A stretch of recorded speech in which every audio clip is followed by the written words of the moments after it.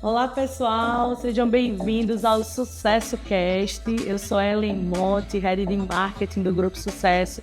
E estamos iniciando hoje mais um episódio do Sucesso Cast. Oi pessoal, eu sou Flávio Vasconcelos, sou Head de Educação Corporativa aqui no Grupo Sucesso.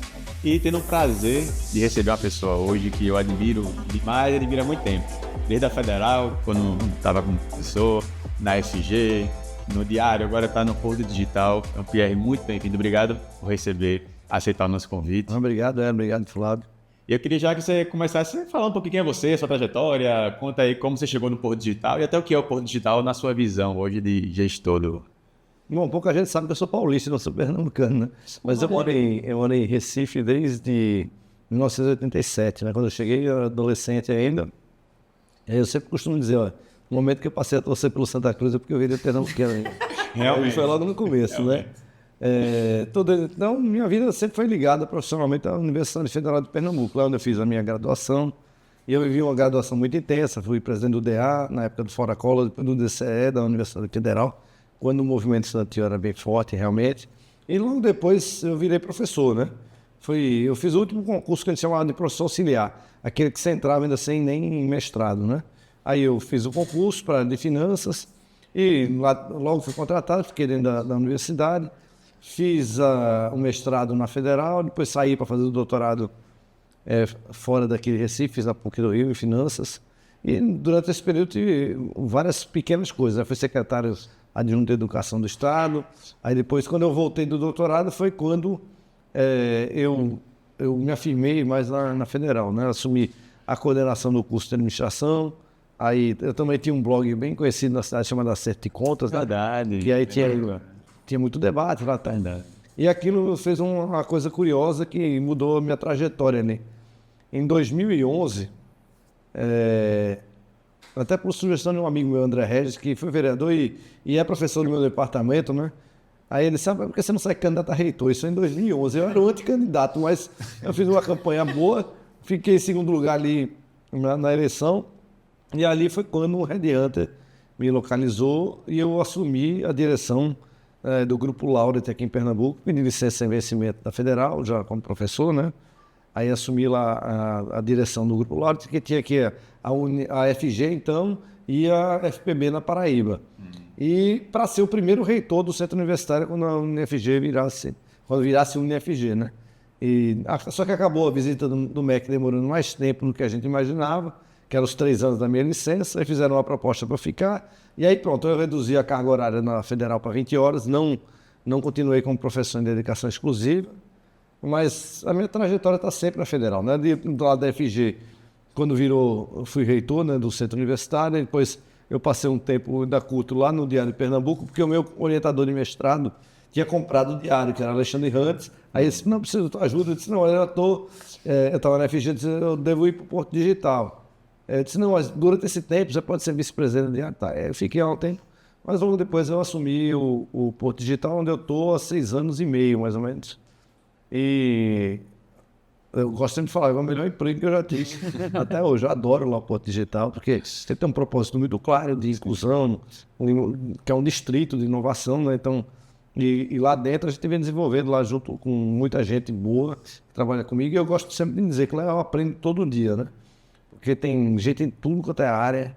Era uma área até então razoavelmente nova para mim, porque eu era um usuário de tecnologia, passei a ser produtor, digamos assim, né?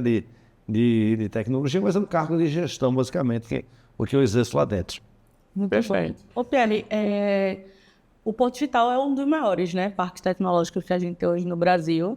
E o que tu imagina, assim, o que foi o principal diferencial para que esse ambiente de inovação, esse ecossistema mesmo, ele tivesse tanta facilidade em se consolidar aqui em Pernambuco? O que a gente tinha ou o que a gente tem que fez com que esse parque não só se instalasse, mas ele de fato se consolidasse aqui? Olha, o Porto Digital, ele é o que a gente chama de um ecossistema de inovação, ou melhor, é um distrito de inovação, né?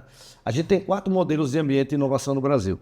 A gente tem parques tecnológicos dentro de universidades, como é o caso da Federal do Rio de Janeiro, né? por exemplo. Não, o ITEP não, aí é outra estrutura ligada mais ao governo. Mas o Parque da Federal do Rio, a gente tem associações empresariais, como é o caso de Santa Catarina, né, que você tem acesso ao local, que organiza, monta o hub e faz o ecossistema. Você tem um modelo como o de parques ou de hubs que tem sponsors por trás, sejam eles públicos ou privados, como é o caso do Cubo do Itaú, do Bradesco, o Caldeira, lá que tem um conjunto de empresas. E você tem o Distrito de Inovação. O Porto Digital é o único distrito consolidado de inovação no Brasil. Tem outros ali tentando empinar, né, nesse momento, o que a gente gosta, porque é o modelo que a gente acredita, mas traz desafios adicionais. Que é um distrito de inovação, é uma área territorial da cidade aberta. Eu não escolho quem quer estar dentro, diferente no hub que eu escolho quem quer estar ali. E ele tem uma coisa importante, ele precisa ser grande. Então, aí por isso que o Porto Digital é grande, ele precisa ser grande, né? Então, por quê? Porque a gente tem lá um conjunto de hubs, né? Então, ele é muito maior do que apenas um prédio, coisa do tipo, ele é um bairro da cidade. E o Porto Digital, ele cresceu ali. Eu acho que primeiro a gente teve uma visão muito correta lá atrás, especialmente, são duas pessoas que foram muito importantes ali, as principais, além, óbvio, dos empresários, que era representado por Zé Cláudio lá também, né? Que foi o pioneiro em colocar a sua empresa dentro do Porto Digital. Mas, além de Zé Cláudio, você tem Silvio Meira e Cláudio Marinho. Eles tiveram um papel muito relevante lá, Silvio pela universidade e Cláudio Marinho como secretário de Ciência e Tecnologia do Estado. E Cláudio foi essencial porque Silvio queria colocá-lo dentro da universidade. Eu estaria hoje contando para vocês a história do fracasso do Porto Digital aqui, não o sucesso. Vocês não estão chamando isso de fracasso cast. Por vários motivos, mas o principal deles é porque naquele momento, em 2000, quando foi fundado o Porto Digital, não. Mas logo depois, as cidades ficaram muito esgarçadas por um aumento significativo de carro. E a mobilidade passou a ser um problema substancial em todos os centros urbanos do Brasil, né? Você demorava daqui, onde está em Boa Viagem, para a Universidade Federal, 20 minutos. Hoje é 1 hora. Então, da onde eu moro, nos Aflitos, até a Federal, é 1 hora também, virou um inferno. Então, o fato de estar localizado no centro da cidade de Recife ajudou muito, porque é um lugar que você chega fácil dos 3 eixos da cidade. Na Zona Norte, a Zona Sul, que é Boa Viagem, e Olinda também. Então, ele está bem localizado. Segundo, quando a gente foi com um parque histórico, no caso... pouca gente lembra, mas o bairro do Recife estava virando a Cracolândia da cidade. Quando a gente foi para lá, a cidade passou a torcer pelo sucesso do Porto Digital, porque ele passa a ser um projeto. Revitalizado. O Porto Digital tem 2 princípios, 2 propósitos básicos. O primeiro, de fazer a revitalização do tecido urbano central, especialmente o bairro do Recife, e ao mesmo tempo ser um projeto gerador de emprego e renda para a cidade. E aí, ao longo do tempo, a gente foi crescendo. A Universidade Federal tem um papel fundamental nisso. Se não fosse a universidade, o Porto Digital não existiria como ele é hoje. Tem um projeto que as pessoas não lembram, mas ele foi acoplado ao projeto do Porto Digital, que foi o Centro de Informática.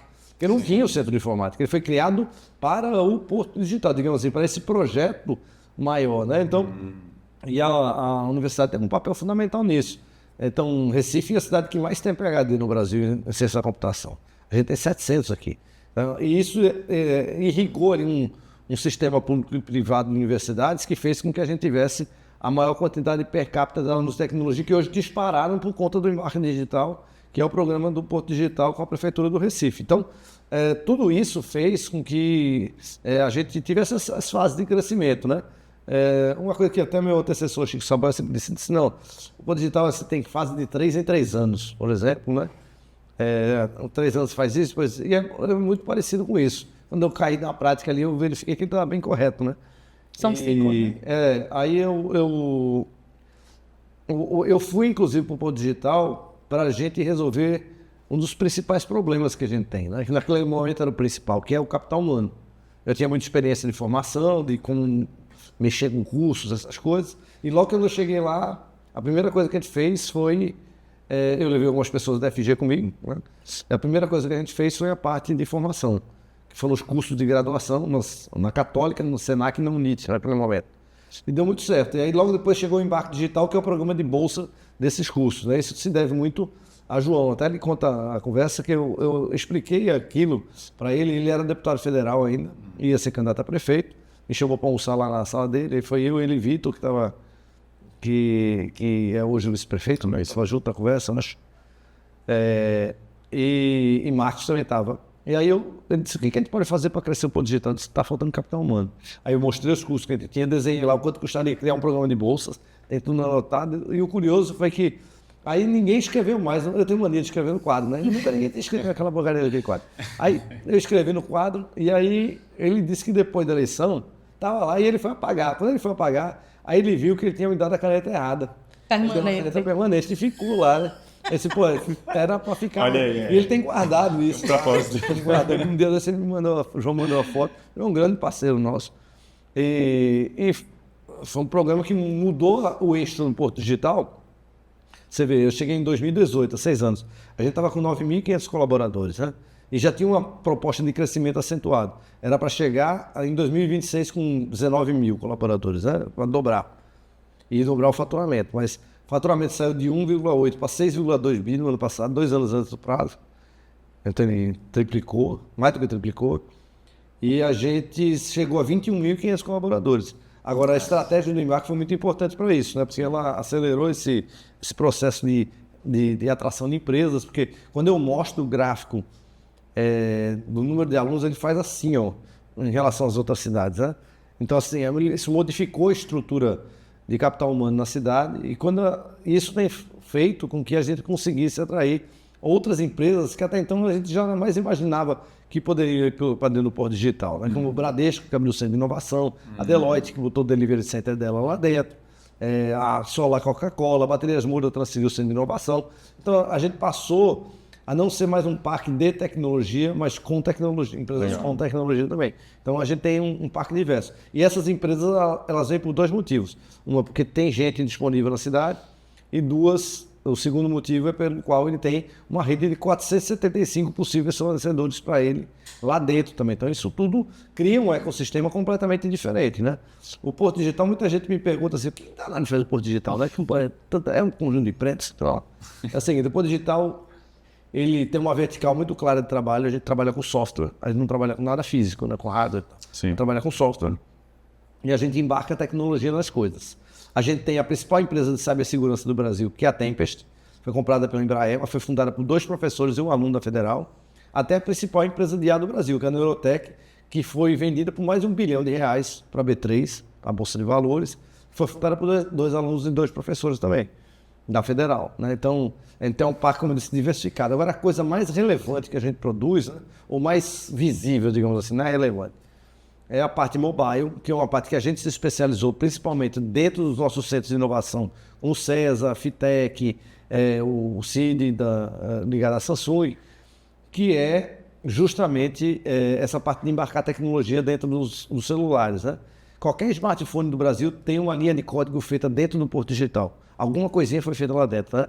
Um aplicativo, alguma coisa de sistema, seja da Apple, da Motorola, da Samsung ou da Nokia. Que são as empresas que fazem produção no Brasil. Ainda não da chinesa, porque elas não estão produzindo aqui ainda, né? Acho que vai começar em breve. Ali tá uma conversa da Huawei talvez se instalar, que a gente gostaria muito que ela se instalasse, inclusive dentro do Porto Digital, né? A gente ia ser uma coisa muito importante. E pronto, o Porto Digital, basicamente, como eu disse, é isso. A gente tem crescido, ele representa o futuro para a cidade do Recife. Tem desafios adicionais que estão chegando aí com a reforma tributária, que para a gente são desafios muito complicados. Mas o ecossistema está formado, as pessoas gostam, a gente ouve o empresariado constantemente. Acabamos de fazer uma rodada agora de escuta para saber o que precisa fazer de diferente, o que eles estão esperando para que todo mundo cresça junto, atraia mais empresas. Tem muita coisa para fazer, mas eu tenho certeza ali que esse trabalho conjunto que está sendo feito, Porto Digital, com as entidades empresariais, universidade, com o governo, sociedade civil, que a gente vai conseguir chegar longe. Agora, hoje, o principal estímulo ali no trabalho do Porto Digital tem sido a mobilização de tudo, de empresas, de pessoas, startups e tal. É a mobilização em torno ali desse projeto e também, obviamente, ali se espalhar pelo Brasil, né? Hoje a gente administra o Hub de Caruaru, que está indo para o centro da cidade. Sim. A gente administra o Hub de Goiás. O armazém lá, né? Isso. A gente tem 2 projetos educacionais. A gente tem o Hub de Goiás, que é do governo de Goiás, que contratou o Porto Digital para administrar. A gente tem Brasília e Aracaju. A gente tem 1.000 e poucos alunos de graduação já na Universidade Católica, na UNIT, lá em Brasília e Aracaju. E a gente abriu em Aveiro também, que é nosso hub internacional. Já tem 29 empresas instaladas. 29? 29. Tá pegando esse gancho de Portugal, mas também você falou... O REC já está comigo que vai na cabeça, né? Assunto não falta. Você falou de formação, a gente tem essa base de pessoas formadas e tal. Só que a gente tem um mercado de tecnologia com a disputa internacional. Muito amigo meu, dono de empresa, perdeu o programador que está ganhando em dólar, está trabalhando para fora. E essa facilidade, talvez ainda mais, do programador da tecnologia de trabalhar remoto, causa essa competição já a nível global. Como é que tu encara isso, assim? Essa formação local ainda tem um peso nesse futuro tão importante ou pegar terceirizados da Índia, da China, programadores pelo mundo, acaba sendo o futuro? E esse ponto aí que você falou já de Portugal, qual é a grande estratégia de estar fisicamente na Europa e você estar nesse mundo globalizado? Olha, em relação primeiro à questão dos programadores, né? E a ida para Portugal também tem uma parcela nisso também, né, da decisão. A formação de programadores tem um pouco de mito nesse negócio do trabalho internacional remoto. São poucos os lugares que se faz isso, certo? Estou dizendo do ponto de vista formal. Claro. Então, assim, os Estados Unidos e o Canadá permitem. Mas o Brasil, por exemplo, não permite o trabalho remoto de um internacional. Por exemplo, a gente não pode contratar um colombiano para trabalhar aqui. Porque, a não ser que ele tenha o visto de trabalho aqui. Entendi. Que é igual na Europa. Por exemplo, a gente não pode trabalhar para uma empresa alemã. Certo? A não ser que você tenha o visto de trabalho lá. E só morando lá que você vai ter o visto de trabalho. Aliás, foi o que salvou. Porque se a Europa pudesse contratar a Alemanha com déficit de desenvolvedores que tem, não sobrava ninguém, né? Mesmo no PJ, assim como Mas empresa. aí, se fosse PJ, você entra em importação e exportação de software, que você entra num buraco tributário que você não sai mais. Então, isso na verdade, lógico, tem um cara trabalhando para a Romênia, vai estar tudo assim, só na informalidade, mas não é o caso de grandes players, certo? Isso aí não funciona para grandes empresas, né? E a gente tem muitas dentro do Porto Digital, né? Hoje a gente tem lá Accenture, Deloitte, Avanade, que é da Microsoft, com a própria Accenture. A gente tem um conjunto de empresas muito significativas multinacionais lá dentro. A NTT Data, que é uma gigante. Veja, das 10 maiores empresas de serviço de TI do mundo, 3 estão dentro do Porto Digital, certo? Que é a NTT Data, a Accenture e a Deloitte, certo? E está chegando uma quarta ainda, que eu não posso falar agora, mas vai chegar logo mais, achei que a gente ia ter um vai spoiler. ser, vai ser anunciado, mas tem que ser feito por eles. Sim. Mas vai chegar, então é anunciar aí nos próximos dias. Mas, então isso é meio que equacionado. E é ótimo que isso aconteça por um motivo simples, né? Isso, por exemplo, quando a Accenture chegou no Recife, causou um certo frição, porque a gente estava em uma espécie de ambiente. Por quê? Porque começa a roubar o funcionário de um, de outro, aí tem um desequilíbrio. Mas ele faz uma coisa muito importante, que ele puxa todo mundo para cima. Sim. Veja, o setor hospitalar de Pernambuco, de Recife, é o que é hoje por causa de um grande player que era dono do Memorial São José e do Santa Joana. Ele elevou a barra, vê o que é o hospital português. Ele obrigou todo mundo a ir para cima, certo? A chegada da Accenture fez a mesma coisa, do Bradesco tem feito a mesma coisa. Toda vez que você coloca isso, você faz todo mundo ir para cima. E é isso que é um ecossistema positivo, né? Que é o caso justamente do Porto Digital, né? As empresas que estão lá são... Veja, hoje a gente tem empresas de referência nacionais lá dentro, né? Pelo trabalho do desenvolvedor local, do empreendedor local, da força do mercado. E assim, a gente produz muito pouca coisa para Pernambuco. Tá tudo nacional e tem muita coisa internacional. O Brasil produz muito pouca tecnologia para fora, porque a demanda nacional por tecnologia ela é muito grande. Então, sequer o que tem de capacidade produtiva aqui atende o mercado brasileiro, né? Então, esse é o primeiro ponto, que é o da programador. A ida para Portugal, né? Muita gente pergunta, por que os Estados Unidos, a China? Por 2 motivos, né? Primeiro, é sempre mais fácil começar pelo mais fácil. Sim. Certo? E Portugal é muito mais fácil. A gente está um voo daqui de 6 horas e meia, 7 horas. É mais fácil ir para Portugal do que ir para Porto Alegre, por exemplo, para a gente. Então é muito mais fácil a gente ir para Portugal. O mercado europeu, ele é um mercado muito fragilizado do ponto de vista de tecnologia como player global. A gente tem poucas grandes referências, como o Spotify, por exemplo, que está na Europa, mas os 2 grandes players mesmo hoje é Estados Unidos e China. O resto está na periferia, a Europa inclusive. Que a gente gosta de falar, não, Israel tem isso, mas é pequeno, veja, e agora é muito bem desenvolvido, mas quando você fala de players grandes mesmo, o que tem os Estados Unidos hoje e a China é um negócio incomparável com qualquer um. E a Europa está meio fora do jogo, então é mais fácil para a gente chegar na Europa para vender produto. O segundo, está faltando gente em Portugal.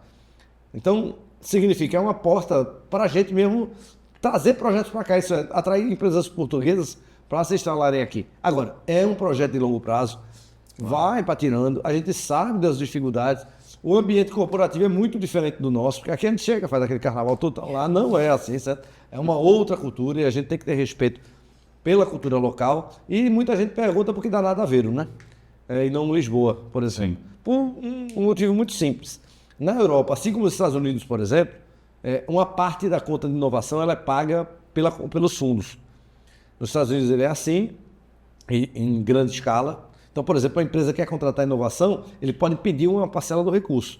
Aqui no Brasil só tem Embrapi, mas é pequeno para o tamanho da necessidade da indústria nacional, mas tem uma ajuda. Mas lá em Portugal você pode pedir até 70% da conta. Então, por exemplo, o César arruma um cliente lá, a empresa pode pedir para ajudar a pagar a conta, contanto que você não esteja nos grandes centros. Você não pode estar em Lisboa, você não pode estar em Porto, em Madrid, em Paris, você não pode estar em Milão, em Roma e tal. Você tem que estar descentralizando, né? Nessas cidades no interior. Aveiro é muito próximo do Porto, 40 minutos do Porto. Tem uma universidade incrível. Parece o bairro do Recife arrumado, como nós sonharíamos que ele fosse. Tudo saneado, os canais entrando em chão de rio. É um negócio inacreditável. E teve o apoio do poder público local. É uma cidade pequena, mas com muito brasileiro. Aveiro tem 85 mil habitantes, então é uma ideia que tenha 11% de brasileiros, 9 mil, mais ou menos, pessoas brasileiras lá dentro. Então tudo isso ajuda, a gente gostou, se instalou, a gente foi para o centro da cidade e insistiu muito para que a gente ficasse no centro histórico. A gente restaurou um casarão lá, um parceiro privado fez isso, a gente ocupa isso lá e vamos construir nossa história. É uma coisa de longo prazo. Nunca vai ser o que é aqui, até porque é o seguinte, aqui a gente tem esse negócio da recuperação urbana. Sim. Falar em recuperação urbana em Aveiro é piada, certo? Tá tudo lindo, restaurado, esperado, né? É um negócio inacreditável. Essa demanda. A gente foi para lá e gostou. E eu estou indo para lá semana que vem, estou indo cumprir uma agenda lá em Portugal, e é um lugar que todo mundo gosta, né? Agora, como eu disse, é longo prazo. Eu estou mandando uma das principais executivas nossas para lá agora, Marcela, que cuidou do marketing digital, vai ser a gestora do Porto Digital Europa. A gente tem João e agora Marcela também, né, para Catracar, ela vai cuidar da parte de projetos lá, o operacional todo. Então, assim, uma coisa que a gente está apostando é nesse espalhamento do Porto Digital. Para quê? Para defender o nosso modelo. Eu sempre gosto de dizer assim, mas por que o nosso modelo, né? Eu disse, olha, pega o carnaval. Tinha 3 modelos de carnaval. Escola de Samba do Rio de Janeiro, todo mundo encaixotado na avenida, péssimo. O modelo de Abadá e Mamãe Sacode lá de Salvador, também não é o nosso. O nosso é um modelo de rua, pô. Sim. E veja, esse modelo foi um vencedor. Hoje já tem carnaval de rua em todo lugar, inclusive São Paulo, um carnaval de rua gigante, com o nosso modelo, todo mundo na rua, não sei o que, de maneira democrática e tal. E é um modelo que a gente acredita. Sim. É um modelo de parque inclusivo, colocando a periferia. Por quê? Porque Recife, não dá para você pensar Recife na bolha que a gente sempre teve, que é um homem branco de classe média tal, que vai trabalhar na tecnologia. Isso não é o Recife. O Recife é todo mundo, pô, a periferia junto. Então, assim, a gente tem que apostar nesse negócio, né? E a gente, veja, o Recife eu sempre gosto de dizer, a gente só tem uma saída, que é apostar na capacidade do povo. Uhum. A gente não tem espaço para fábrica, a indústria vai... Com a reforma tributária, a indústria vai toda para São Paulo e para Manaus, por conta do benefício fiscal, e São Paulo por conta da infraestrutura.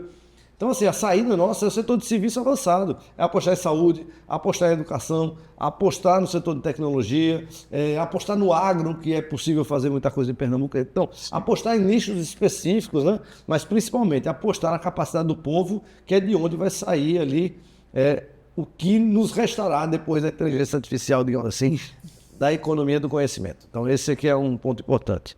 Até me dá isso aí. Depois eu sempre falo lá uma coisa que eu sempre tenho dito, eu disse, olha, não se faz inovação sem povo. A turma adora fazer um hub bonito, cheiroso e perfumado, escolher quem quer estar dentro, certo? Botar as empresas que já estão faturando bem, mas isso é o Brasil, pô.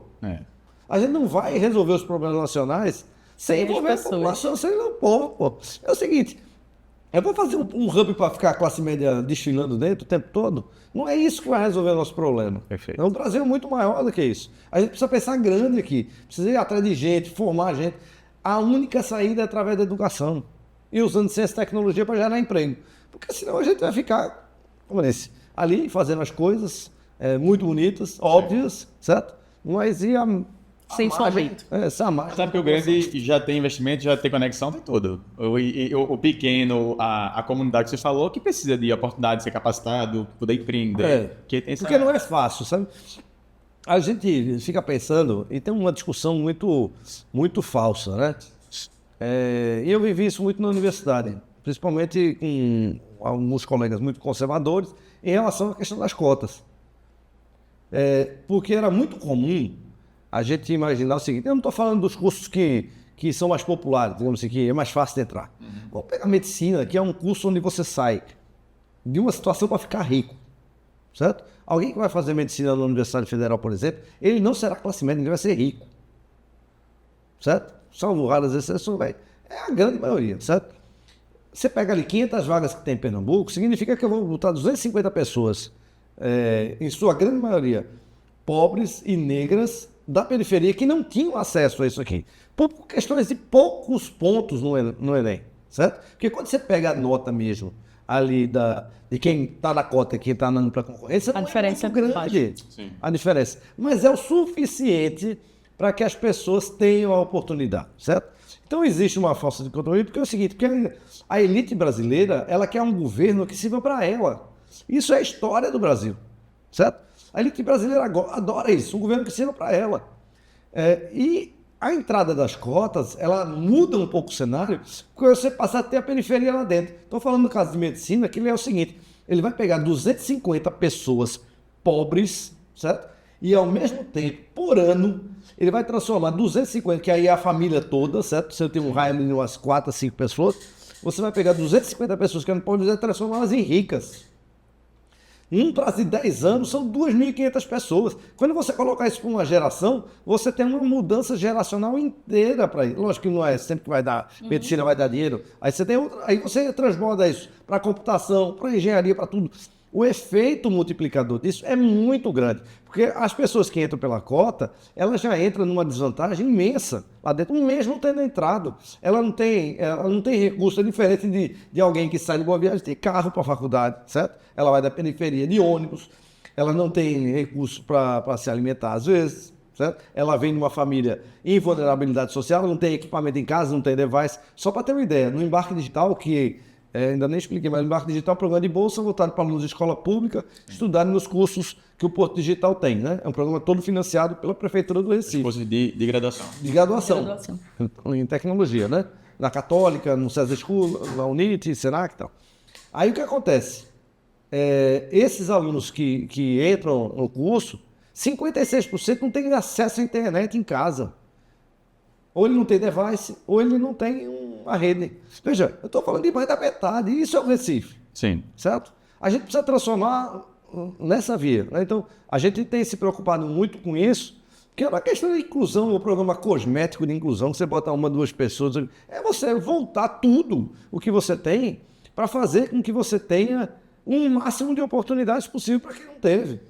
Então, a Universidade Federal, as universidades federais, elas sempre foram assim. Elas pegaram os melhores cursos, ou os cursos, não os melhores, mas os mais concorridos, elas sempre deram para os ricos e para os pobres ficaram as migalhas. Uhum. Então, isso é o que sempre se estabeleceu, né? Como eu disse, porque é essa agenda, digamos assim, que o Brasil sempre teve. Sim. Quando você inverte essa equação, você passa a ter uma mudança muito grande do ponto de vista social. E ela precisa vir da educação, é dessa forma que a gente faz. Porque é muito fácil falar em mérito quando você está indo para a escola de carro, estuda numa escola que custa R$3.000 por mês, que é bilíngue, R$4.000 por mês, enquanto você está concorrendo com alguém que está morando numa comunidade pobre, que a família não tem estrutura social, não tem dinheiro para nada, certo? São realidades diferentes. Pô. Não dá para falar de mérito desse jeito, quando as pessoas têm largadas diferentes. Até um post no LinkedIn sobre isso, né? Eu até comentei isso do mérito, assim, que o mérito é justamente a igualdade de largada. Quando você tem uma diferença de largada, não é mérito. Ao contrário, tira o mérito, a diferença social. É desvantagem total. A desvantagem tira o mérito. Isso, veja, isso é o discurso mais fácil que tem, certo? Por exemplo, a gente está vendo agora o ataque de Trump em cima de Harvard, por exemplo, né? A origem disso tudo aí, veja, a origem de Harvard as pessoas não associaram, mas a origem ali é o seguinte, a Universidade Americana ela sempre foi feita por ricos. Aí eles têm uma cota para as pessoas que não têm dinheiro. Ela sim, sempre foi assim, pega 10, 15% daqui para a população que não tem dinheiro para pagar e bota os ricos para pagar, certo? Mesmo que não... Aí o mérito é a conversa, né? Porque é o mérito entre os ricos. Então um pobre lá dentro para estudar nessas grandes universidades, ele tinha que ser assim... um superdotado para conseguir entrar, porque a concorrência era brutal e ele tinha muito pouca vaga para ele, porque ele não tinha dinheiro para pagar. Sim. Certo? Porque ela tem o tuition alto. O que Harvard fez alguns meses atrás, que as pessoas se atentaram, é o seguinte: ele universalizou sua entrada. Então ele faz o seguinte: não tem mais esse negócio, ele não pergunta para você se você tem dinheiro para pagar agora. Antes era assim: primeiro você faz o teste e no final, na hora de matricular, ele vai saber a tua renda. Se você ganhar menos de $200 mil da tua família, os teus pais, no ano, você vai pagar metade. E se os seus pais ganham menos de $100 mil, que é muita coisa, digamos assim, num ano, além de não pagar a faculdade, ele te dá uma alimentação, uma bolsa e a moradia. Então, assim, ele inverteu essa lógica, né? E aí é óbvio que tem uma discussão aí muito grande, porque, veja, a gente precisa defender sempre os princípios norteadores da ciência e da educação. Isso é princípio para a gente, né? A gente precisa defender isso, né? Então, a gente precisa defender o acesso às universidades para quem não tem acesso. É oportunizar para todo mundo, né? Estou dizendo, isso que é o Brasil, a gente tem. E tem espaço para todo mundo. Sim. Porque, veja, tem uma oportunidade muito grande agora, que é o fato de que essa onda de inovação, ela não vai parar por aqui agora, da tecnologia junto com a inovação, né? Não é, da inovação sempre teve, mas estou dizendo do uso da tecnologia para a criação de inovação. E essa onda ela vai ser de grande impacto de emprego, certo? De serviço. Os Estados Unidos estão mostrando isso, a força que se tem, né? Principalmente que saiu de dentro das universidades, né? O que é uma burrice atacar, porque, veja, os Estados Unidos hoje o que é por conta da sua rede universitária, não é por outra coisa, não é por conta de dinheiro. Veja, ele sempre se colocou, do ponto de vista da teoria econômica, muito bem colocado no mundo todo, mas os Estados Unidos têm uma força da universidade que moveu a educação, moveu o setor de inovação de serviço. Veja, você pega as 10 empresas mais valiosas do mundo hoje de bolsa, 9 são americanas. Mas veja, 7 são de tecnologia, saíram todas de dentro da universidade. Então, você tem uma coisa que não tem o menor sentido, é você atacar esse sistema. Vai voltar o quê? Economia industrial de 50, 60 anos atrás, isso aqui é loucura. Então, assim, a gente tem que apostar no que está acontecendo agora, né? Esse caminhão da inovação que está passando, esse trailer, digamos assim, e a gente tem que entrar dentro. Agora, a gente só vai entrar se a gente tiver um programa nacional de formação em tecnologia, né? E nessas áreas correlatas. A gente não tem. Certo? O Brasil perdeu todas as oportunidades, e independente do governo, seja Lula, Bolsonaro, Dilma, Fernando Henrique, a gente sempre perdeu todas as oportunidades. A gente teve 2 que foram ainda durante o governo Lula, que foi o Reúne, que foi um programa de expansão das universidades federais, foi feito de formato amalhoada, foi ótimo porque a gente abriu cursos no interior, isso é a parte boa, e a ruim porque a gente abriu um monte de cursos que não tem nenhuma demanda de mercado. Não vou nem falar de um curso ou outro na Universidade Federal, porque senão a turma começa a falar logo. Mas tem um monte, que não tem emprego nenhum. Porque não tem estratégia, né? Vai botando temática jogando, não tem estratégia de mercado. A reitoria na época chegou e mandou para o centro dizendo assim: quem quer abrir curso novo que tem professor, tem. Assim, o que tem mercado? Aí, deixa eu pensar aí. Professor universitário é o seguinte: todo professor universitário, e eu sou um deles, né? Sim. Eu posso falar? Pode falar.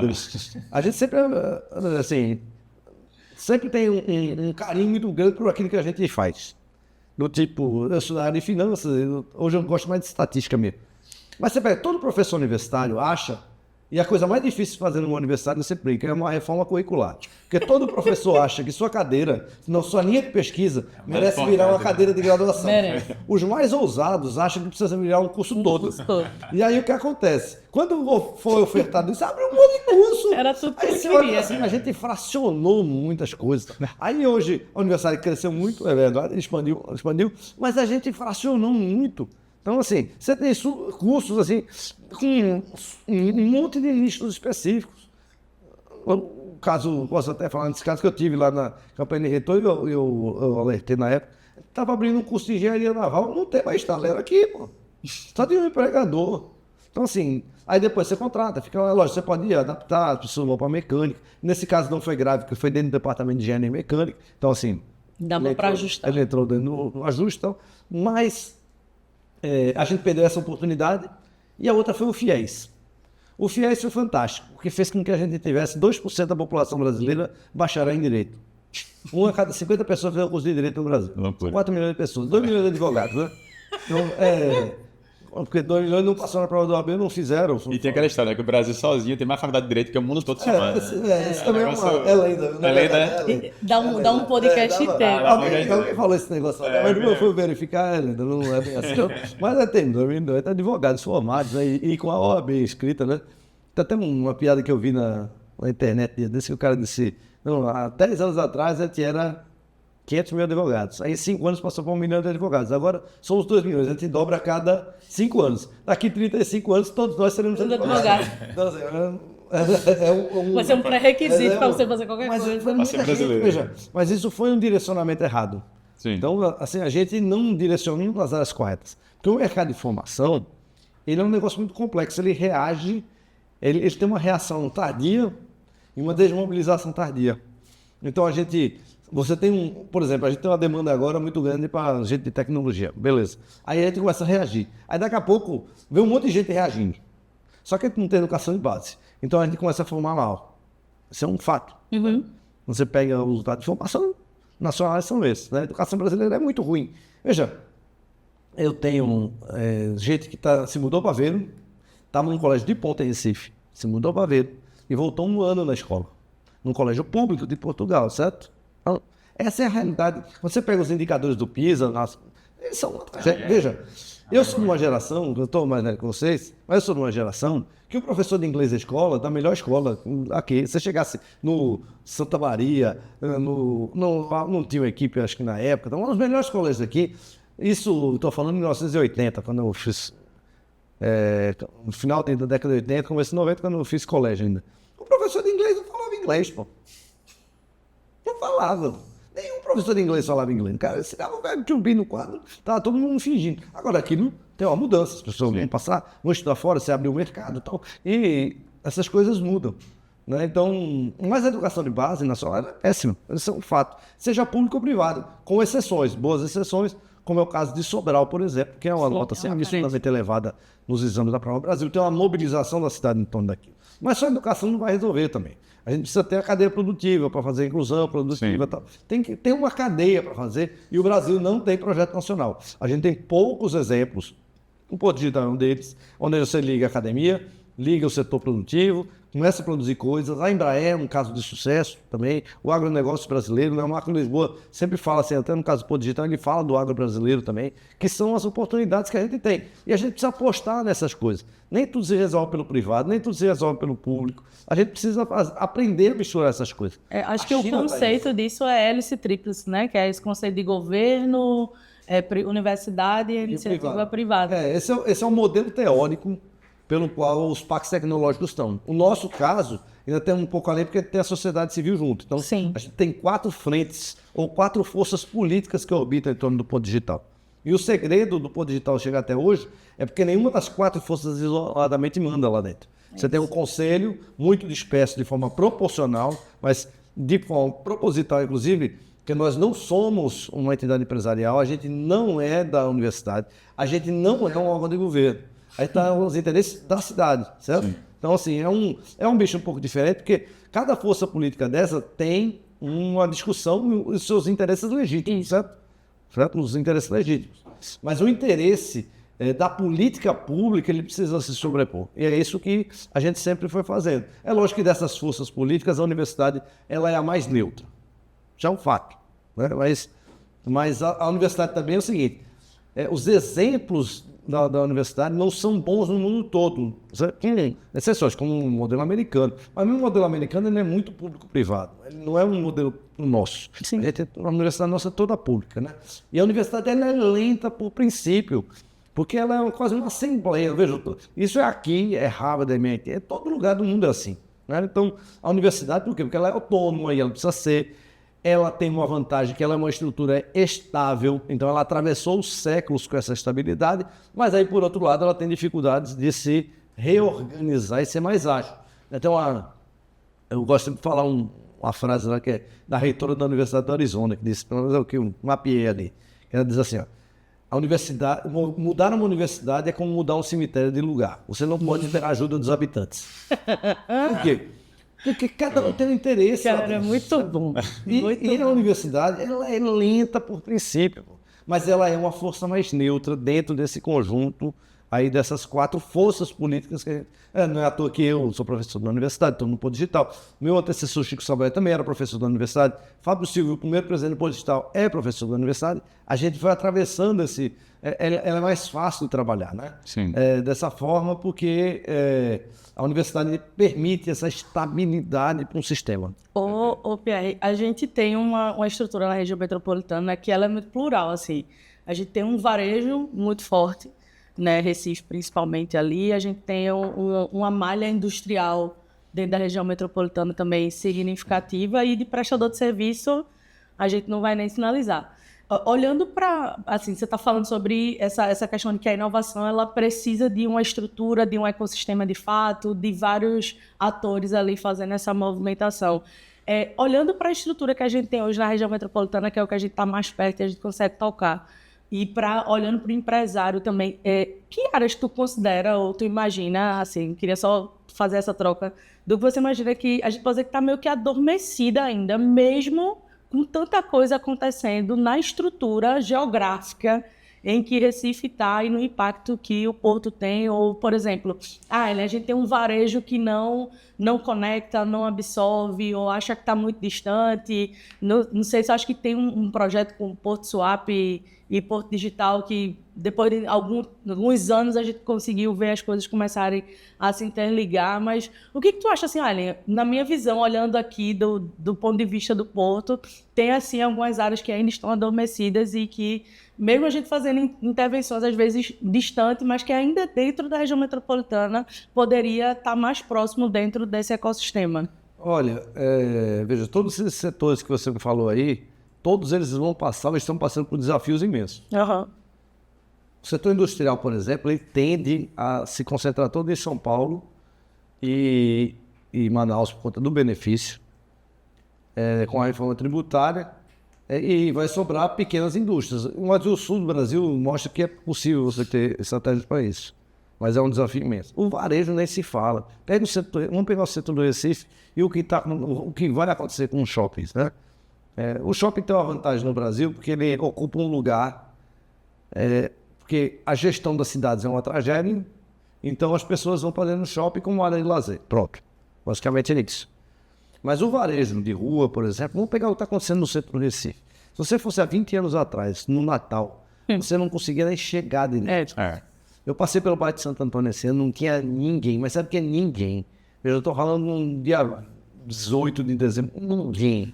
Que ali você tem 4 principais ruas, né? Duque de Caxias, a Rua Nova, a Imperatriz, aqui é do outro lado, a Calçada de São José ali, né? E a Guararapes. Aquele miolo ali, ele era formado por grandes sapatarias, por lojas de eletrodomésticos. O bairro de São José é formado por comércio popular. Tem uma vitalidade dele. Mas o que aconteceu? Ele foi levando suas sucessivas lapadas ao longo do tempo, e não é fácil, veja. Não é quando começa, não, porque é muito difícil você reagir a isso, né? Até com as condições que você tem em cidade, tudo. A primeira foram os shoppings. Cada loja de shopping que abre, fecha uma de rua. Isso é um fato. O Viagem tem muito pouca loja de rua hoje. Essa é a característica do Recife, para o bem e para o mal, certo? Mas você tem isso. Inclusive no próprio centro, né? A entrada do shopping Boa Vista. Então, ele cumpriu esse papel, mas ele trouxe um desafio adicional. Aí, o segundo, esse aí começou a ser mais severo, foi o seguinte. Foram a transferência, a transformação digital que começou lá atrás ainda, que a transformação digital não é no aplicativo, nessas coisas, é na logística, é na parte do back-office. A transferência para os bairros. Então, você chega em Beberibe, tem uma Magazine Luiza, você chega lá em Jaboatão, centro, tem uma loja americana. Para que alguém vai para o centro da cidade? Não vai mais. Descentralização. Ninguém vai sair para comprar uma televisão. E aí veio a internet. Aí veio o e-commerce, começou a crescer em larga escala. Veja, a Magalu fatura 70 bi, 55, se não me engano, é de e-commerce. Veja, ele transfere parte significativa do varejo para lá. E aí o bairro de Santo Antônio, que é o retrato maior, que a gente fala sempre da Rua da Imperatriz e tal.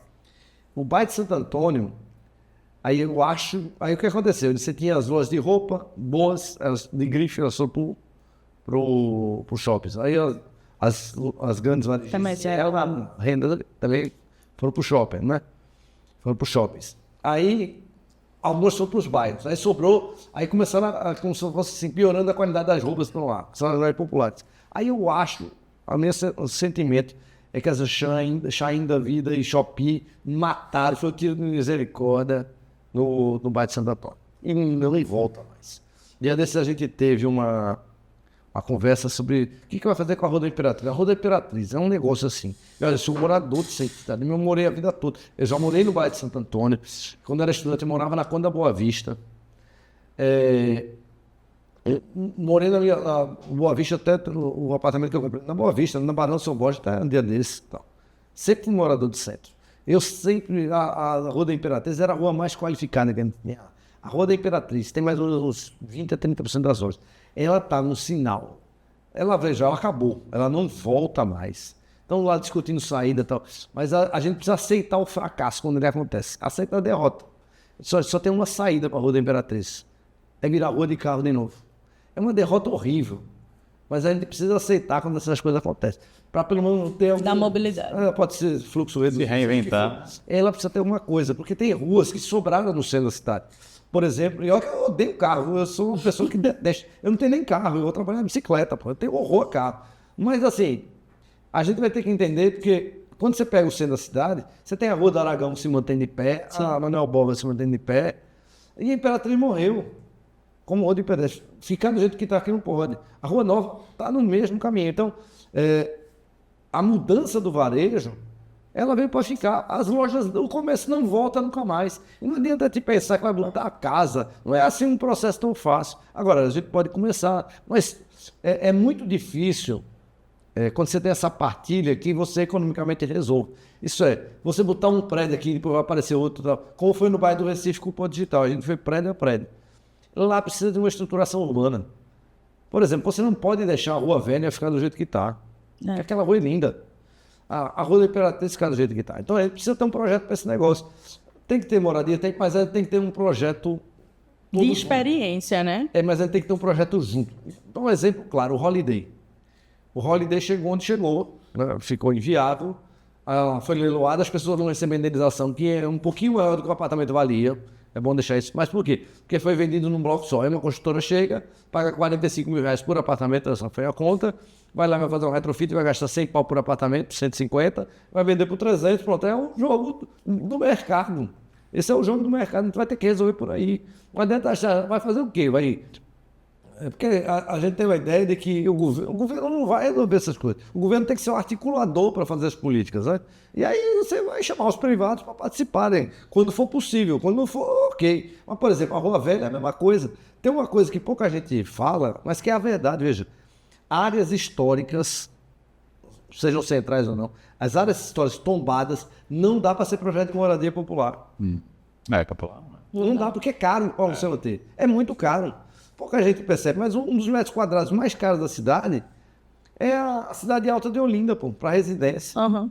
Então, se o metro quadrado não for caro, as pessoas não mantêm o imóvel. Então, esse é um problema econômico real, né? Então, assim, não dá para ficar, não, porque tá ali, tá cheio de gente, porque tem tudo essa ideia na cabeça, né? Dizendo assim, tá cheio de gente sem lugar para morar, e aqui tem um monte de prédio, o que é verdade, certo?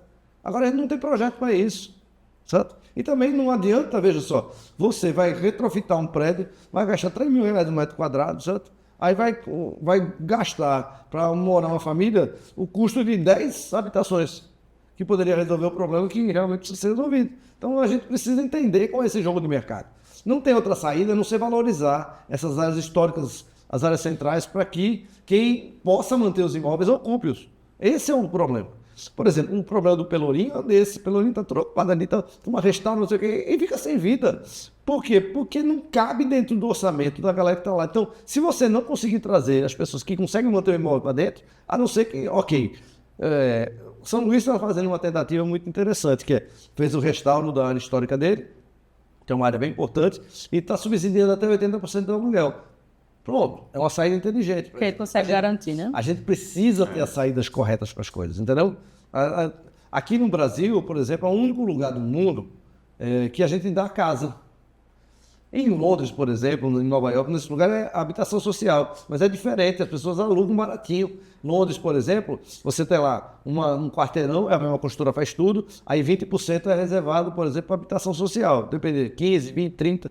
é reservado para habitação social. Então, numa casa de 3 andares, moram 3 famílias, aí tem uma imobiliária que vai, aluga, monta um cadastro da cidade toda, as pessoas têm direito a morar na área 6, depois pulam para 5, elas vão melhorando, não passam de pai para filho, aí o filho vai morar lá na zona 6, eles organizam, aí você paga 150 paus por mês, você organiza esse extrato, certo? Aqui no Brasil não tem política para isso, porque a gente ficou com aquela ideia das antigas Coabs, construía barato, dava casa, não sei o que e tal, e aí no final você ganha a casa ou vende, porque não tem dinheiro para manter. As pessoas não entendem, parece que não entendem a estrutura social como é. Veja, a gente precisa entender ali que a gente está tratando com famílias com vulnerabilidade e a gente precisa resolver o problema ali da forma que os pais resolveram. Sim. Na educação, com renda, certo? Porque é outra coisa que está assustando a estrutura, digamos assim, é o seguinte. Dia desse eu vi a notícia de que tinha 30 mil vagas de caixa do supermercado aberto para pagar 1.900 conto de salário. Aí as pessoas estão recebendo Bolsa Família 600, mas 150 por filho. Aí tem uma ajuda que Raquel dá para as mães e dá 1.200, imagina.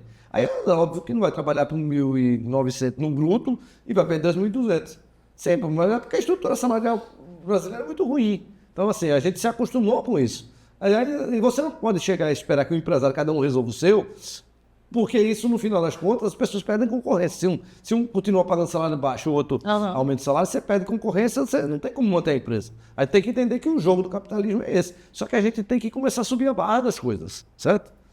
Isso tem um processo de longo prazo, as coisas geram inflação, geram um monte de coisa, mas a gente tem que melhorar essa estrutura social nossa. A gente não pode acreditar com fatalidade esse projeto nacional que tomou conta aí em séculos, onde a gente tem essas diferenças muito grandes. A gente sempre precisa, e os Estados Unidos é a mesma coisa, precisa mirar a Europa com um modelo civilizatório, onde você não tem tanta diferença social assim, você tem um Estado que protege o básico, né? Que é a educação, a saúde, segurança pública, que no Brasil é um horror, né? Com patrimônio social. Né? A gente precisa ter essas coisas funcionando, essa estrutura funcionando, para que a gente tenha vida, todo mundo viva com dignidade. Perfeito. E é muito fácil, que a roubalheira, a corrupção, é tudo. A gente tem um modelo ruim. Sim. A gente precisa entender que o nosso modelo é ruim. Agora, a gente, volta a dizer, a gente só resolve isso a partir do momento que a gente tem grandes tiros, digamos assim, a educação é um deles, para resolver esse tipo de mudança social. Perfeito. E aí, como o tempo está bem corrido, eu já quero não deixar de falar do assunto, que é o que está todo mundo falando, que é de IA, de futuro. Você falou muito de educação, de formação. E aí a gente chega nessa visão do futuro e queria ver a sua. Como é que é esse futuro? A IA vai virar o nosso médico, psicólogo, nosso engenheiro, nosso programador, e programação já se usa muito o ChatGPT como suporte. Mas como é que você vê esse futuro de emprego e de educação para isso, né? Para formar pessoas para esse futuro? Veja, a IA não é diferente do que aconteceu com a administração científica, com a Revolução Industrial, são aqueles momentos de aumento de produtividade acelerado. Né? Basicamente é isso. Quando a gente pensa ali, imagina que o mercado de formação, a gente fala de educação porque é a base das coisas. Claro. O mercado de formação, ele tem que andar junto com o mercado dinâmico de empregos, certo? Esse é um dos problemas do Brasil. Que a gente fala de forma pouco não. No mercado ruim que a gente tem, a gente está até formando muito mais do que ali o que a gente tem a capacidade de absorver, porque a produtividade nacional é baixa. Sim. O mercado é fechado, né? Ele não é um mercado aberto. Então, assim, a gente tem todos os problemas naturais de que países mais fechados têm. Mas ele é um triângulo, onde você tem empregos de baixa complexidade ou que merecem atenção de hora, que é, por exemplo, alguém que está vendendo hora de saúde, de atenção básica e tal, ou ainda o de baixa complexidade, que é o motorista do Uber, o porteiro e tal, ele está vendendo hora. E lá você tem o de média e você tem lá em cima o de alta complexidade, que é formado por alta gestão,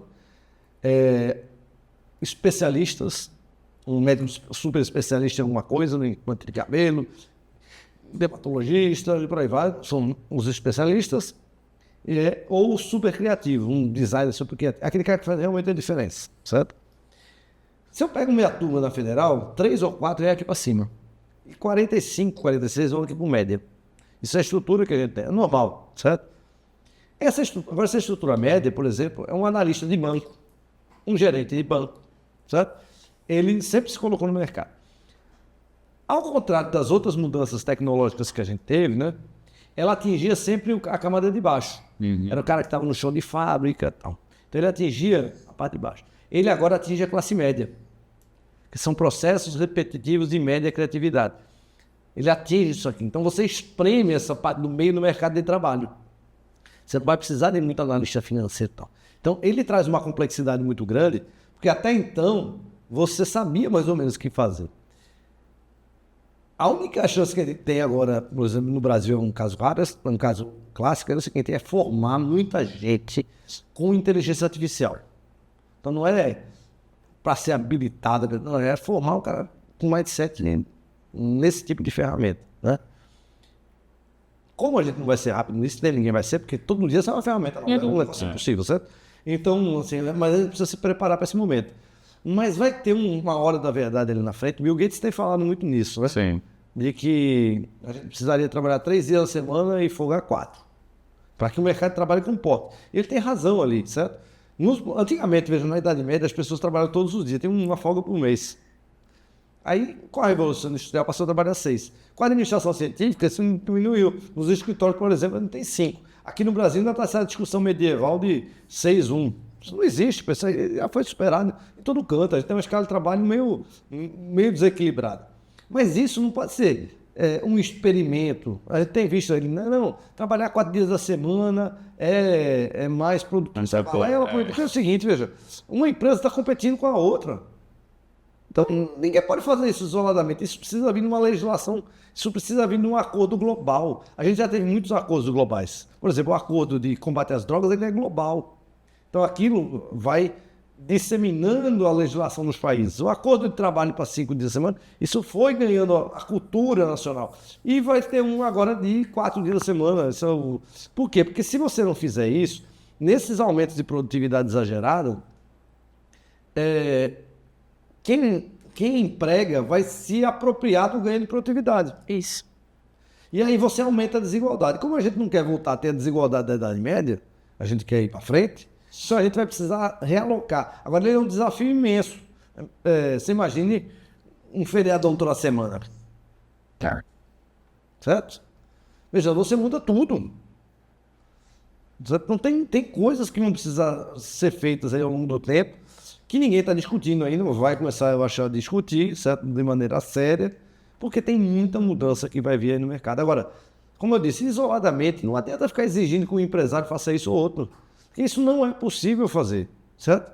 Porque isso precisa ser feito no conjunto. Porque tá tudo, no final, é o seguinte, o mercado é o mesmo, está todo mundo competindo entre si. É isso que as pessoas precisam entender. Não tem essa de um é bonzinho, outro é malvado. Não tem isso, certo? A gente precisa entender. E a gente precisa manter nossa estrutura de competição. Isso é importante, certo? Perfeito. Vou deixar a última pergunta para a Ellen, mas eu queria até nessa linha que você falasse para o gestor, para o empresário que está ouvindo a gente.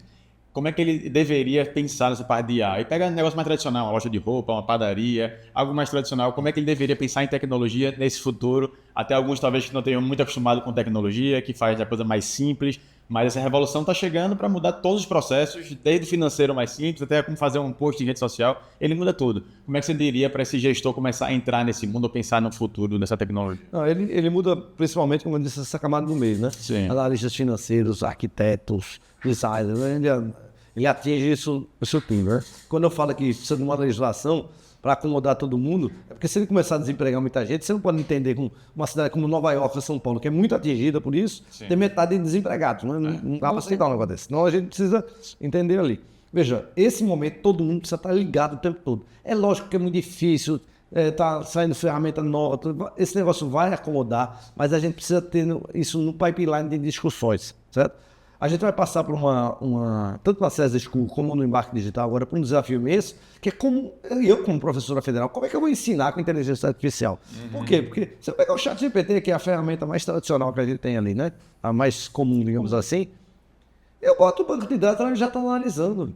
Tá aqui danado. Veja, é a mesma coisa, e as pessoas não concordam. Eu fiz um post no LinkedIn dia desse, e eu falei, né? Coloquei assim, que ensinar CIA daqui para frente, ou daqui a um pouco, vai ser igual ensinar matemática financeira sem calculadora financeira. Tem gente que ensina, mas veja, ninguém fica logaritmizando para encontrar o número de períodos que você vai precisar para encontrar a parcela do seu carro. Isso não existe, minha gente. Isso não existe. Não é prático. É preciso entendeu? Eu sei que vai precisar entender os fundamentos. Isso. Mas é o seguinte, no final, ninguém vai usar. Então é importante, mas não é útil. A gente precisa entender o conjunto todo, pô. Então, assim, eu preciso, por exemplo, mas eu não sei ainda como ensinar com IA. Veja, eu estou falando, eu ensinei. Porque todo dia surge uma ferramenta nova. Eu corro isso se eu começar o semestre ensinando uma ferramenta aqui, chegar no final do semestre, o negócio morreu. A ferramenta já não vai ler mais nada. Mas isso vai acontecer, mas eu preciso começar isso, certo? Como eu falei, na universidade é lenta, não vai acontecer isso vindo das universidades, não está vindo das empresas, isso está vindo dos usuários. Sim. Essa mudança vai vir que é o usuário. É a minha suspeita, porque está muito rápido as coisas, né? As empresas estão tentando ali se mexer, tá todo mundo. Mas para o executivo, a dica que eu poderia dar é o seguinte: começa a se capacitar, pelo menos entre no debate e começa a usar ferramentas básicas, aprender o que são agentes inteligentes, então, vai por ali, que chega. Não dá para daqui 3 anos, sei lá, tá começando 3 anos, aí você morreu, certo? Veja, alguém disse uma frase ali, não sei se foi Silvio Meira, disse, olha, os empregos não continuam existindo, só que eles vão ser ocupados por pessoas que trabalham com IA. Basicamente é isso, né? Então, a gente precisa aprender a trabalhar com a ferramenta. E começa pelo básico, tem muita coisa fácil para fazer. E as pessoas ficam surpresas quando são apresentadas a ferramenta. É a mesma coisa quando o Pix apareceu, eu não me lembro disso. Passei o primeiro Pix do meu irmão, é só isso. É só isso. Já foi, já chegou. Você olha assim, caramba, o dinheiro sumiu na minha conta, mano. Aí assim, ela é muito... Às vezes a ferramenta é muito revolucionária. Quando eu peguei a primeira versão no chat GPT, eu pedi para ele escrever um referencial teórico, e as citações são todas erradas, as pessoas têm que isso. Mas agora já está melhorando, melhorando muito. Então assim, mas ele pega, porque é uma coisa que a gente não se liga. Parte significativa da escrita, ela é mecânica. Uhum. Eu sei que essa palavra vem depois dessa palavra. Essa é mecânica na cabeça da gente. Isso é um processo repetitivo, sabe? Ele é eliminado com a IA. E aí a criatividade é um pedaço pequeno do seu texto. A contribuição é um pedaço pequeno do texto, certo? Porque a escrita ela é muito lenta. Então, a gente vai precisar entender isso. Quando a prensa chegou, né, para imprimir livros, foi uma confusão. Por quê? Porque você tinha a figura do professor, né, que escrevia o único livro que existia sobre o conhecimento, ele era detentor.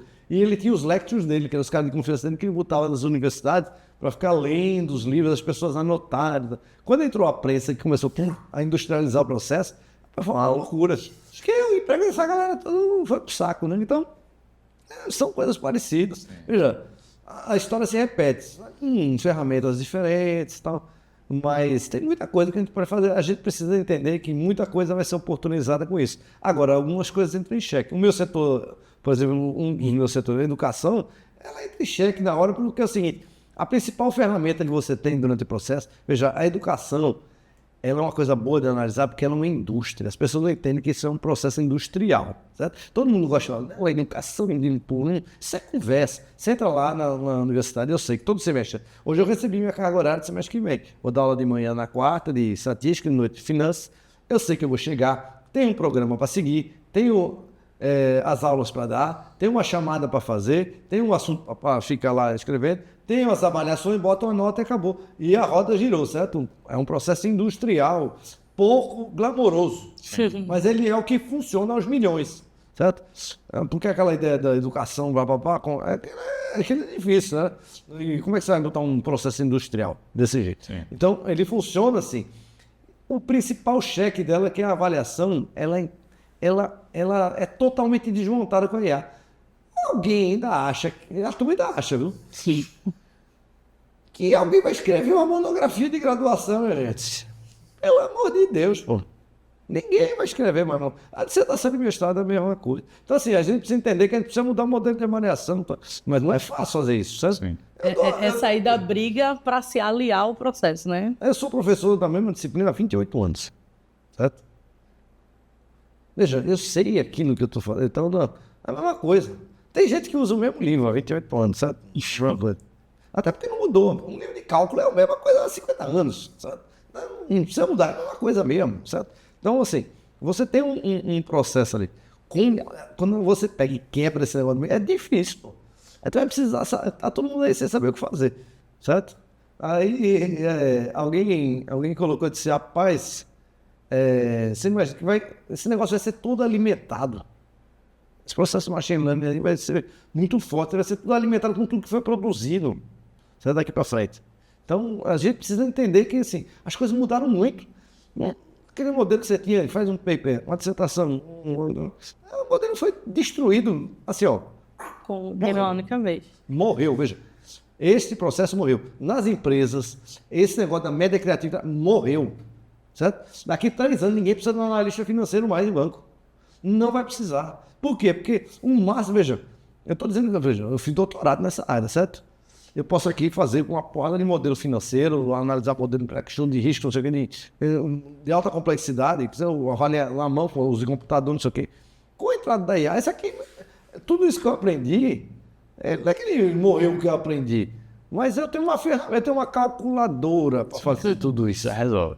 Que é importante ter o conhecimento para poder analisar e criticar. Analisar e entender. Para saber se está saindo certo. Você entender a teoria, gente. Isso. Mas tudo isso passa por uma mudança de processo muito grande. Exato. Por quê? Porque a gente lê pouco, a gente formula pouco, certo? Então tem muita coisa que precisa vir junto desse processo. E o Brasil não está nem de longe preparado. Não, veja, eu estou falando, a Europa não está preparada, que tem uma educação de primeira. Você imagine a gente com todas as deficiências. Então tem muito desafio. Agora, o Brasil tem uma grande oportunidade agora, certo? Essa oportunidade, ela vem de cada 100 anos. Mais uma. Mas por que a gente tem essa grande oportunidade? Pelo nosso tamanho. É verdade. Pelo nosso tamanho. A gente não pode se contentar em ser consumidor de algumas coisas. Por exemplo, a China as pessoas, por que a meta não está na China? É proibido usar o WhatsApp para a China. Não tem nada a ver com nada, é para garantir mercado, pô. O cara tem um mercado de mais de 1 bilhão de pessoas. Eles de mercado deles como estratégia emocional. Não quer dizer que é a nossa, não. Mas você precisa ter estratégias. Você não pode ter estratégia. Veja, alguém chegou a mim e perguntou, pô, como é que o Recife conseguiu fazer isso, né? Alguém lá do Rio de Janeiro. Como é que o Recife conseguiu fazer o Porto Digital? Eu disse, a primeira coisa é o seguinte, a gente precisa entender que a gente tem que se negar a ser colônia de São Paulo, ser colônia de outros lugares. A gente não pode aceitar isso como sendo uma coisa normal, do tipo assim, eu vou ficar... Não, pô, a gente tem que construir a nossa história. Eles estão construindo a deles, eles estão certos. Tá? Eles estão construindo a deles ali, e muito bem. E vamos construir a nossa com as forças que a gente tem. Tá?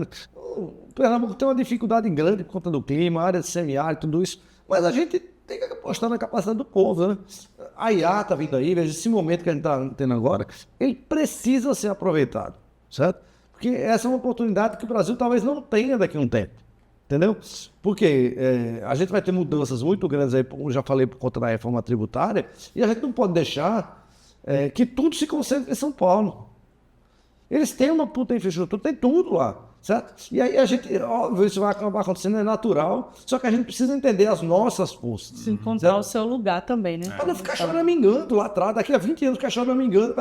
Não, pô, a gente tem que aproveitar aqui, entendeu? A gente tem lá 20 mil pessoas hoje. Daqui a pouco a gente vai ter 50. O setor de saúde é uma máquina aqui. Pô, vamos aproveitar isso. O semiárido tem boas experiências. Petrolina, pô, Petrolina é uma experiência incrível. Caruaru ali, pode ter isso também. Então, a gente tem ali as oportunidades, né? Agora a gente precisa mapear corretamente esse negócio. E a gente precisa das estruturas de poder público para isso. Não adianta achar que é um mercado... Não é isso que vai resolver, pô. A gente precisa do mercado. Pernambuco perdeu a capacidade empreendedora ao longo do tempo ali, da sua indústria. Só até foi perdendo. Vê o Ceará, o que está hoje, então, indústria de poder local. É ótimo eles construírem a história deles, agora a gente precisa construir a nossa. O que eu posso enxergar, assim, o que está no meu alcance ali, é que a gente tem algumas oportunidades. O setor de serviço de valor agregado, esse é muito forte, certo? E eu estou falando da indústria, mas como eu disse, eu acho que ela vai se instalar muito em São Paulo e Manaus, por conta do incentivo, né? Vai viver isso. Mas assim, o setor de serviço, o agro tem boas experiências, o setor têxtil, o setor de Araripina, a gente tem outras oportunidades ali, eu falei do agro, né? Outras oportunidades aqui, mas para que a gente trabalhe corretamente naquelas estruturas econômicas que são possíveis trabalhar. Eu acho que esse é o norte que a gente precisa seguir. Eu gosto muito de usar uma frase que a inovação ela não tem marcha ré, né? o cenário de inovação, que é isso que Pierre está trazendo aqui nesse momento para a gente começar aqui a encerrar por conta do tempo. Aí vai falando, vai passar 3 horas aqui falando sobre isso. Mas a inovação não tem marcha ré, é para frente. E quando você não está decidido a ir para frente, você vai ser empurrado para esse lugar. E eu acredito muito que o ambiente da transformação digital hoje, né, pensando no empresário, no varejista, no prestador de serviço, até na indústria também, eu acho que a gente está exatamente nessa fase onde a gente está mudando a perspectiva de digitalizar o negócio para, de fato, gerar uma estrutura de transformação digital dentro do processo, da mentalidade do time, que foi o que a gente passou aqui a maior parte do nosso tempo falando sobre como que a gente precisa trazer essa mão de obra com essa perspectiva através da universidade e dos cursos de qualificação que a gente tem na estrutura, mas essa diferença de só digitalizar o processo, mas de trazer transformação, eu acredito, né, que esse é o maior desafio. A gente escuta isso todos os dias dentro dos nossos clientes, né? Às vezes, quando a gente fala sobre inovação, o pessoal fala, não, mas eu comprei lá um computador, comprei um sistema, o sistema do cara é uma Ferrari, ele usa como se fosse sei lá o quê, um carro sem motor, sabe? Então, acho que exatamente isso que você falou, assim, de não brigar com o processo de transformação, mas entender que transformação não é mudar as coisas de lugar, não é comprar só um autoatendimento ali. A gente estava discutindo mais cedo sobre os desafios que se tem, né? A gente é especialista em panificação lá em Campinas, o nosso braço da consultoria lá, e alguns desafios que a gente tem, às vezes, é de caixa, né, de gente mesmo, de estrutura. E bota lá um autoatendimento, comprei os autoatendimentos. Tá, mas existe uma cultura dentro da tua loja, então o processo de transformação ele vai para além de eu só digitalizar, mas de eu trazer o time para essa mentalidade da IA, para essa mentalidade de facilitar o processo, de acelerar, né?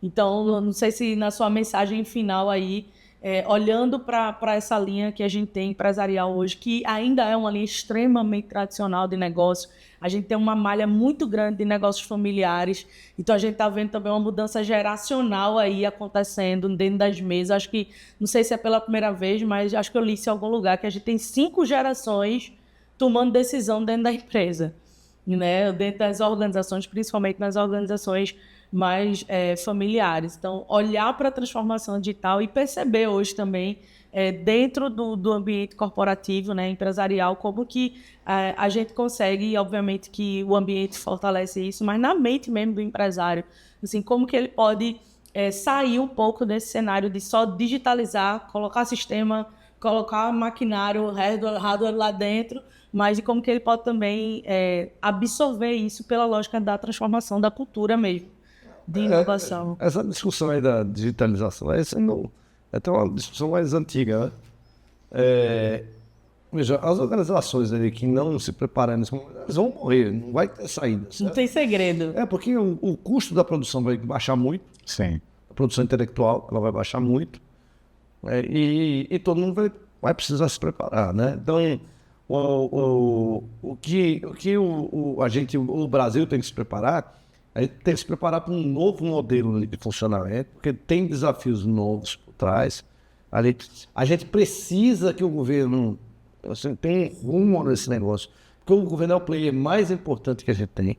E eu falo isso, assim, pelo Porto Digital, veja, foi muito importante o apoio que a gente recebeu de todo mundo ao longo do tempo. Todo mundo ajudou o Porto Digital ali. Veja, a gente tem uma parceria muito grande com o João, meu amigo, o prefeito. Assim, com a governadora Raquel Lira, tem uma parceria incrível agora ali. Estamos levando para o interior o empreendedorismo agora, de base tecnológica, que era um sonho que a gente tinha. A Raquel está ajudando muito a gente nisso. Paulo ajudou, Eduardo Campos foi fundamental. O João Paulo lá atrás também ajudou a gente bastante. Geraldo Júnior foi um puta parceiro com o Porto Digital também. Então a gente recebeu muita ajuda do governo e isso ajudou a gente a ir para. Se eu pegasse o dinheiro todinho, ou o pouco dinheiro que foi investido em produção, que não foi muito, sabe? Ao longo do tempo, tivesse dispensado isso, colocado uns produtos mais baratos aqui, já tinha se dissipado esse negócio. A gente precisa de estruturas fixas ali que puxem, que comandem a estratégia de um setor, de um cluster. Então, isso é muito relevante nessa mudança, né? Então, assim, a gente precisa colocar o governo dentro dessa estratégia. A estratégia de inteligência artificial, ela não passa por fazer uma IA brasileira, pois essa discussão não existe. Por quê? Porque a China acabou de botar uma ferramenta de open source aí no mercado, que é o DeepSeek. Acabou. A gente tem que pegar essas plataformas que já existem, porque tem um mercado muito grande para a gente fazer aplicações para isso. Agentes dentro. Tem muita coisa para fazer. Veja, tem muita coisa para fazer. E a gente tem que saber onde é que ele está situado na cadeia alimentar também, para poder mobilizar de forma correta. Veja, correta a inteligência nacional e a estrutura das empresas que a gente tem para que a gente pegue a melhor estratégia possível para a gente crescer. Veja, o Brasil tem grandes oportunidades aqui para frente. Agora a gente precisa fazer com que todo mundo tenha a melhor página, certo? Você precisa ter abertura econômica, né? A iniciativa é fundamental. A defesa da iniciativa é muito importante nisso. A gente precisa que o governo atue junto. A gente precisa que o setor empresarial de economia tradicional ele seja também levado a isso, né? Porque não adianta só o setor tecnologia puxar, porque o setor tecnologia está puxando, mas a gente precisa que isso entre no radar de todo mundo, porque daqui 10 anos, veja, a gente vai ter um mundo muito diferente do que a gente tem hoje, muito diferente, certo? E a gente precisa se colocar nesse negócio. Não dá aquela ideia que você tinha, o setor industrial ia lá e você comprava um equipamento e chegava atrasado. Tem uma frase de Pedro Malan que eu não vou esquecer, que a tecnologia a gente compra, não é mais assim. Não é mais assim, certo? Primeiro que as melhores coisas não estão mais à venda, a gente está vendo essa confusão, certo? Que está rolando, não estão mais à venda por aí, certo? Verdade. Então, assim, e a gente, como país, a gente tem uma vantagem muito grande, que é o seguinte, a gente conversa com todo mundo, conversa com a China, com os Estados Unidos, com a Europa, a gente precisa aproveitar essa capacidade nacional. Mas, assim, no caso de Recife, a gente tem se colocado ali como isso é possível, espalhado nosso modelo por aí, tem muita coisa para fazer. Nossa aspiração é ter 50, 60 mil pessoas daqui uns 20, 30 anos, porque a gente sabe que a gente muda a cidade. A população está diminuindo, né, no Recife, em outras capitais brasileiras vai acontecer isso, né? A gente está com a taxa de fecundidade igual a de Portugal agora. Então, assim, foi muito rápido essa mudança. Então, a gente vai ter ali muitas mudanças na cidade. Agora, a gente tem que apostar na economia do conhecimento. Não tem outra saída. Isso. Perfeito.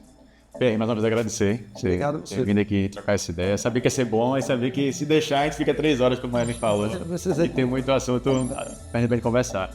E, claro, conta com a gente quer ser parceiro do Mente Digital, porque é um projeto que a gente admira demais. Você como pessoa, o projeto que é a referência aqui no Brasil e agora no mundo, chegando longe. E com certeza vamos ter outras conversas dessa, de vários projetos de inovações que o Digital já vai lançar aqui para frente. Obrigado. Olha, só fazer um convite, de 15 a 18 de outubro, é o nosso próximo Hack and Play. Assim. A gente vai discutir, obviamente vai ser um dos temas ali tratados hoje. A gente discutiu o ano passado o futuro, a gente vai logo mais divulgar o tema que está em discussão ali desse ano, mas ele é um momento muito importante para a gente. A gente mobiliza a cidade toda em torno da inovação. Aí teve 90 mil inscritos no ano passado, isso é um negócio gigante. A gente coloca toda a cidade para discutir inovação e mudar a mentalidade e criar um imaginário para inovação e tecnologia no Recife. Muito bom, convite aceito. É isso aí. Obrigada, gente. Obrigado. Tchau, tchau. Até a próxima.